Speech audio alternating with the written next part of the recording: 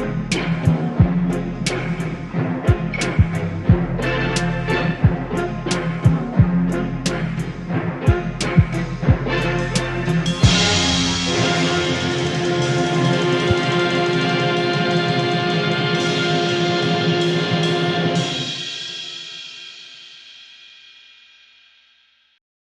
everybody, I'm Brandon Roper. And I'm Otis Roper. And we are the Super Roper Brothers. Welcome back for episode 2.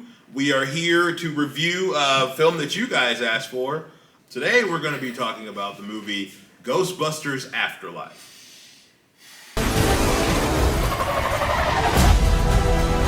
What exactly is happening here? We need to finish what our grandfather started.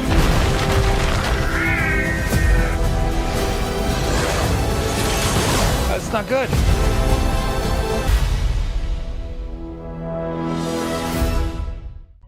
You picked it, and we do what the people want. That's who comments, and that's who the people vote for. That's what we gonna do. Exactly right. So audience participation is a must. Yes, we appreciate you. Thank you guys for your support. Make sure that you like, share, and subscribe. He's not wrong. A lot of you are liking and kind of sharing, but you're not subscribing. Let's smack that button. We need the subscription. Da. Da. All right. So, Ghostbusters Afterlife is a film that came out last year. Yes, it came out in 2021. It is starring Paul Rudd, Carrie Coon, Finn Wolfhard, and Mackenna Grace. And it's directed by the son of the director of the original Ghostbusters, Ivan Reitman's son, Jason Reitman. The movie opens up with a man who may or may not be Egon Spengler. It's 100% Egon Spengler. Okay, well, since it's 100% Egon Spengler, is living out in this country. He passes away, and his estranged daughter, who's having financial difficulties, moves out to his old farm, dirt farm, mind you, there's nothing there, with her 2 children. The children are Mackenna Grace and Finn Wolfhard from Stranger Things. What? He was in Stranger Things? Yes, he was in Stranger Things. Wow, it's almost like they're keep using this kid in strange, paranormal stuff. That take place in 80s IP? Wow, crazy. All right, so they moved to this country. Strange things are going on. There's seismic activity. You got Paul Rudd playing a completely different character. Look, the truth is I've always kind of wondered what lurked inside this haunt box. Right, well, the only thing lurking inside here is my slowly dying soul. Is that what that smell is? That's a lie. He's playing Paul Rudd. I love Paul Rudd. Paul Rudd is a ton of fun. Paul Rudd is a good guy. I happen to know this personally through some personal connections of mine. But Paul Rudd is literally just kind of playing Paul Rudd in like every movie, and I'm here for it. It's just that in this movie it doesn't really fit or kind of make sense, but whatever. Paul Rudd is also a vampire. You heard it here first, folks. Yeah. Paul Rudd is a vampire. He was in Rudd Romeo and Juliet. Yes. That dude looks the same. Look. That dude is the same. Witchcraft. Witchcraft. There's no, when that picture comes up, look at this dude. Yeah. Paul Rudd is a vampire. He's immortal. He's immortal.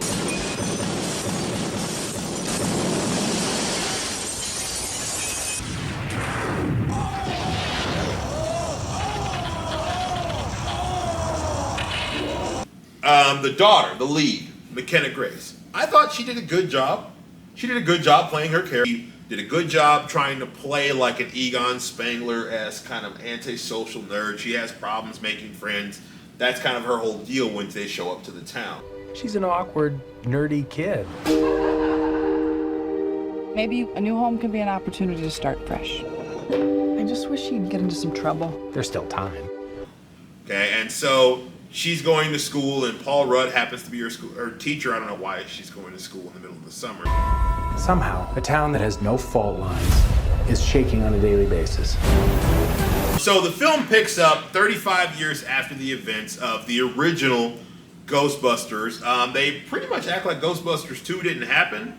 And I know some of you don't like Ghostbusters 2, but to you I'd say it's funny, and I like it. There.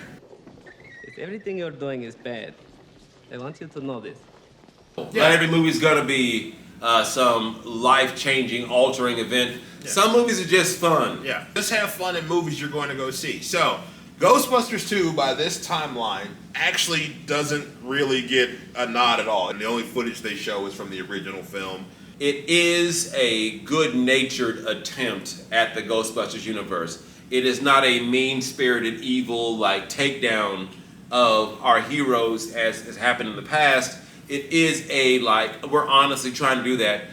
They do it too much beat for beat and note for note. This is a big bowl full of memberberry stew. Remember Ghostbusters? Oh, I remember. Remember Slimy? This is the memberberries, and they just like, hey, remember this? Yeah. Remember this? And you should eat a big spoonful of this. Eat it up. And it's like, okay, guys, we get it. All right, like, it's right. This is from the first film. Remember Ghostbusters? Oh, I remember. The entire movie is trying to establish these new Ghostbuster characters as their contemporary counterparts to the older ones. So there just happens to be one that's black, but she's a girl. But she's also not a Ghostbuster. And she doesn't really know what's going on until like the third act of the film. But she's like the Winston character. Oh, and then the if character. That's what they were doing. I'm actually mad. Like if that's what they were doing, I'm actually mad at the studio. See, she was the Winston character, and the guy named Podcast who had the goggles on, who was doing the podcast, he's like the Ray Stantz character. And then there's the other character. She's like Egon. So she's socially awkward like Egon would have been as a child. There's also no Venkman in this movie. Oh, no, it totally is. It's Finn Wolfhard. And he... No. Drives the car. He's not Venkman. If you squint real hard and put your fingers in your ears and go... Other than trying to holler at a lady, he is not Venkman. Even Venkman was a sleazebag in the original.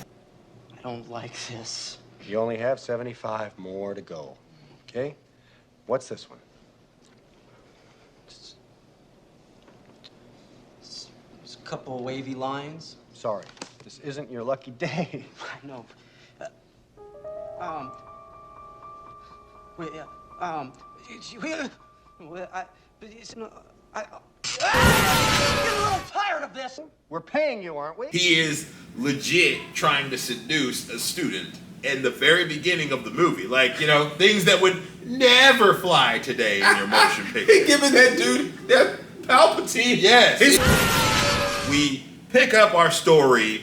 Girl character finds the PKE meter in the house. She starts... Oh, I remember that. Remember Ghostbusters? Oh, I remember. Yes, it was like the old one. It's from the first movie. Yes, we get it. Remember the books that were stacked up? Yes, they have those in the... Well, wait a minute. When supernatural things happen, I bet you these people freak out. What's weird, and you're absolutely right about that, there's literally a scene with a little girl playing chess with essentially a ghost. She's playing her chess. first time interacting, and just like, oh, okay.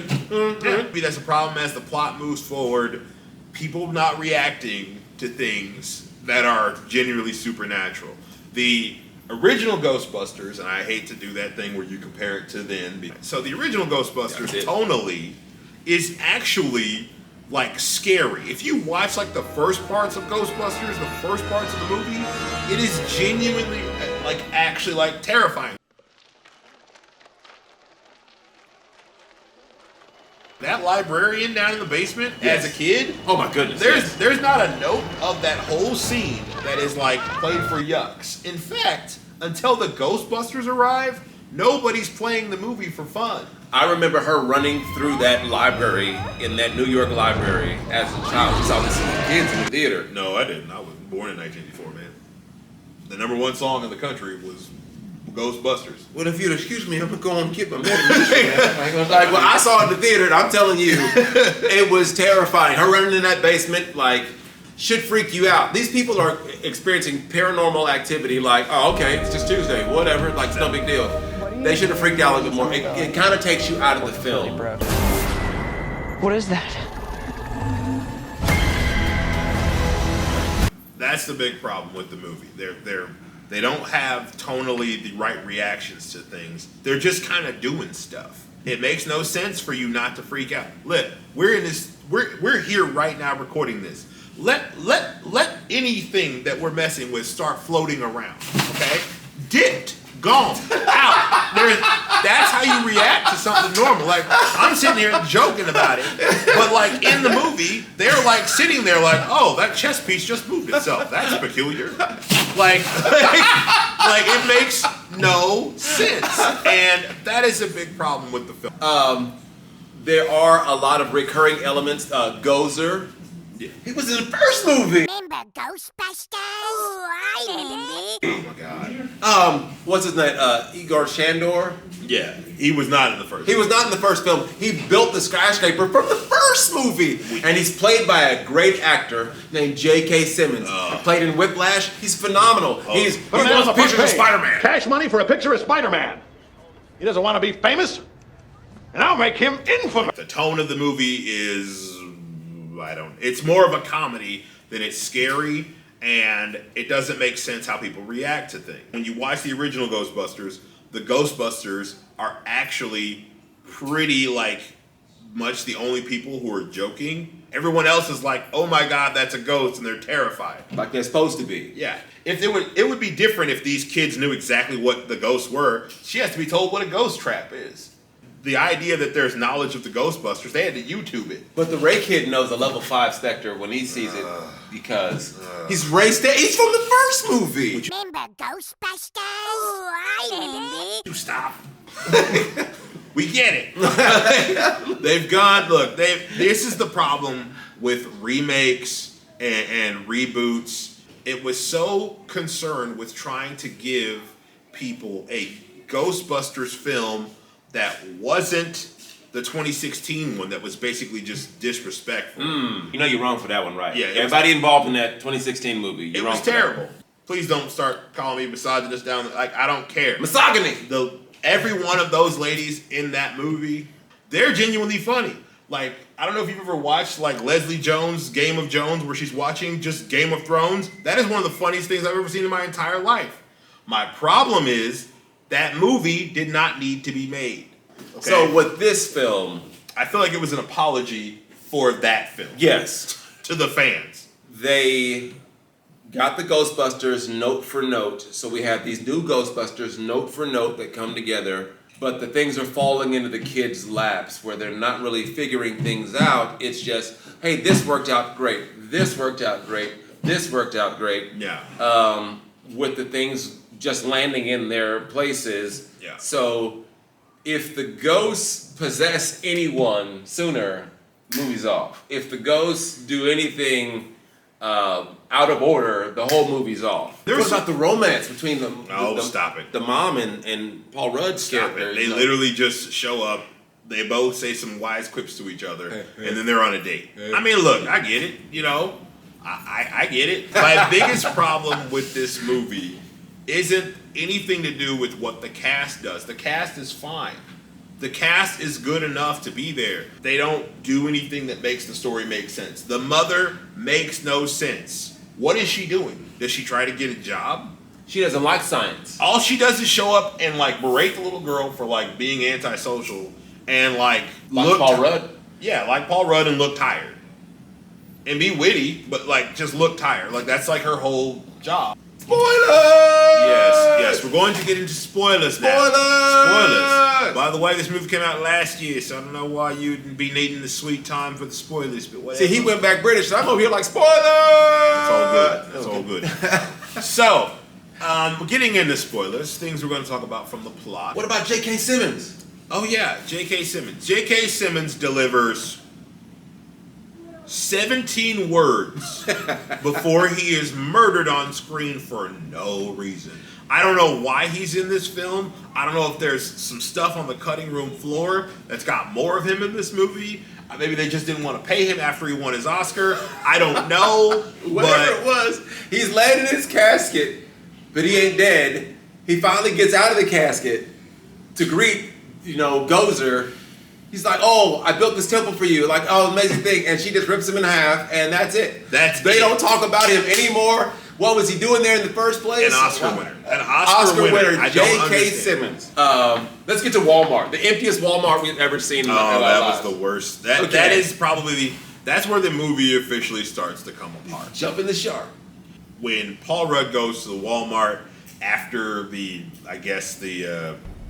what was it? One of the ghosts got released, and then the two dogs pop up out of nowhere. Keymaster and the Gatekeeper. They were in the first movie. Remember Ghostbusters? Oh, I remember. Paul Rudd is in the emptiest Walmart in the universe, and randomly, for no reason, Stay Puft marshmallows start turning into the little versions, the cutesy version of Mr. Stay Puft, of the Stay Puft Marshmallow Man from the first movie. And they start wreaking havoc. As soon as he sees the first one pop out of the first package, they're everywhere. They're all over the store. They're running around in a Roomba. The whole scene is just like...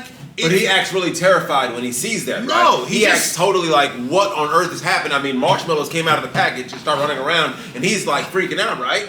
He stood there stunned even after one of them bit him. Like, that just happens every day. It wasn't... And not to mention, this is a guy who already let a ghost out of a ghost trap earlier in the movie. But the demon dog, though, when he sees a demon dog... Yeah, then he finally runs, after standing there stunned for 3 or 4 minutes again. And like I said... It was in the first movie. There's lots of stupid stuff that goes on in this movie that makes no sense. I don't have a problem with them using stuff like they did. They use it note for note, and they don't actually try to make a story that would make the use of those elements make at least some kind of sense, or be at least some kind of creative. It's just something that happens. It's just something that's there because they want to play on that nostalgia. And that's kind of a problem. Remember Ghostbusters? Oh, I remember. The original Ghostbusters film is about 3 guys starting a business. That's the movie. It's 3 guys exterminating ghosts. This movie is about finding your grandpa's stuff until the plot happens, and having his literal ghost show you how to use all of it. Because apparently, you repair a proton pack in your grandfather's basement, and then you use it to go hunt ghosts. Yep. Sounds like a summer. That was me last weekend. I was like, grandpa stuff. Yeah. Nuclear particle accelerator on my back. Yeah. Never saw it before. She tells the kid to switch it on. He knows just where the switch. Characters that are in the movie for no reason. Okay. Ray Stantz was in the first movie. His character was the occult master. He knew scripture. He knew all about Igor Shandor. He knew about the cult of Gozer. He knew about all these things. But when Egon comes and tells him about the impending threat and doom, Ray Stantz doesn't believe him. Ray in the original films was a guy who was excited about every possibility. He was excited about everything. If you watch that's great! Actual physical contact. He was excited about seeing everything. And in this film, he's just portrayed as an old jaded guy who runs an occult store and still has the same phone number as the Ghostbusters, because that's what she calls the phone number from the actual TV commercial, "We're ready to believe you." She calls that number, and it's just still live, and it's in Ray's shop. But you've got to admit that having a character that is a grizzled old man when he used to be optimistic as a younger man isn't something that usually happens when they remake movies 30 years later. Nope. Yeah. It's the same exact Act 3, okay? It's the exact same Act 3 of the first movie. So, long story short, the entire farm is a trap. It didn't work for Egon. It works for the kids because Finn Wolfhard just suddenly knows that a proton pack can actually power the generator that didn't work the last time, so this time it works. Gozer gets sucked into the trap. Yay, they're winning. And all 3 Ghostbusters that are still living show up at the farm. Egon stole all the gear. They show up in uniform. So where did they get their proton packs from? Where did they get their uniforms from? How do they know where to go? How do they know how to find them? Honestly, like that, I'm not even coming for that because the rest of the movie up to that point had been so like, just like, okay, this is just gonna hit these notes.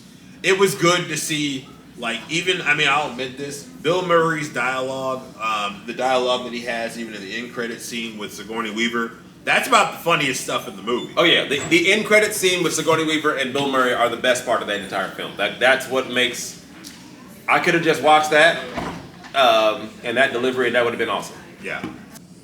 So, in closing, the Ghostbusters are there. They've got Gozer. They fire all three. They cross the streams. They got her locked up. Yeah. She's too powerful for the three of them. Throws the beams off of them. Spangler Girl. She shows up, shoots her beam.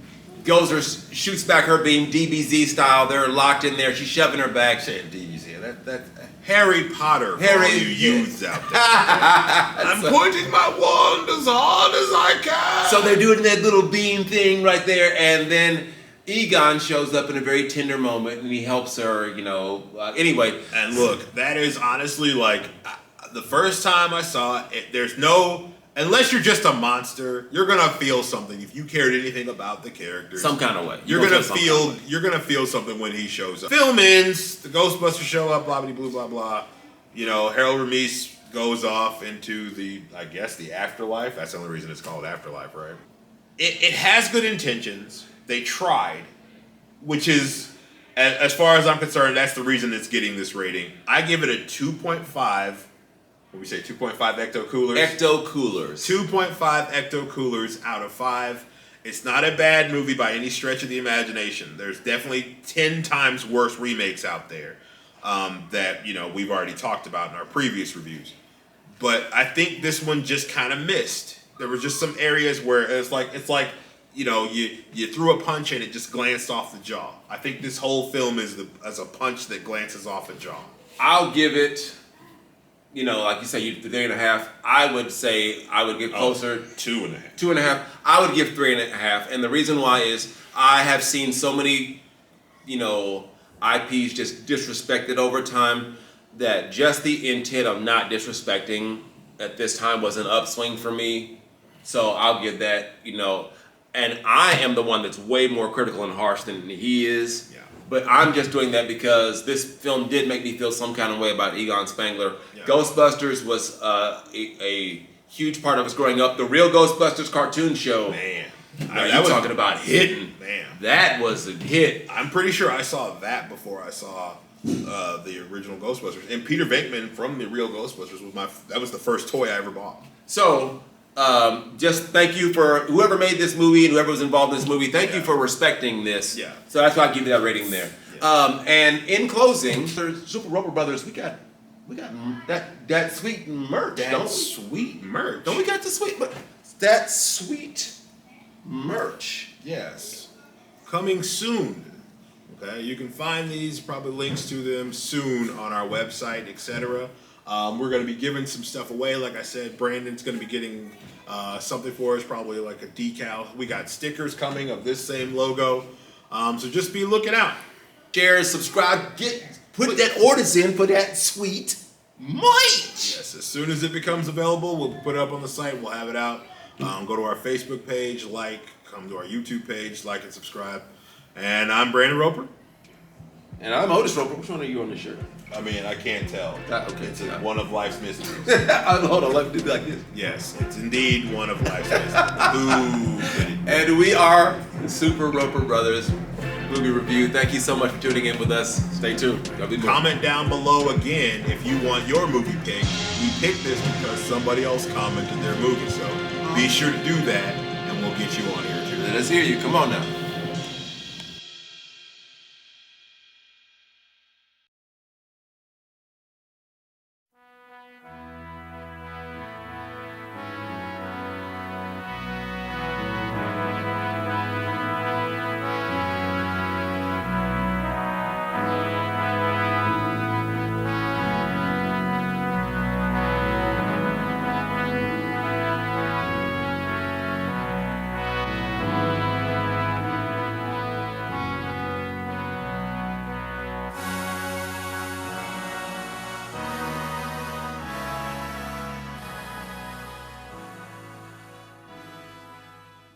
Remember Ghostbusters? Oh, I remember.